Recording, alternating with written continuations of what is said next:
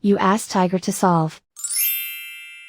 This deals with linear equations with one unknown. The final result is x equals -5/8. Let's solve it step by step. Swap sides. Group all constants on the right side of the equation. Add 1/2 to both sides.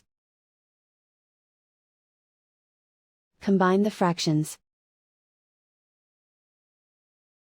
Combine the numerators.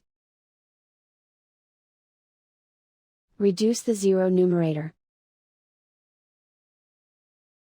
Simplify the arithmetic. Find the lowest common denominator. Multiply the denominators. Multiply the numerators. Combine the fractions. Combine the numerators. And so the final result is x equals -5/8.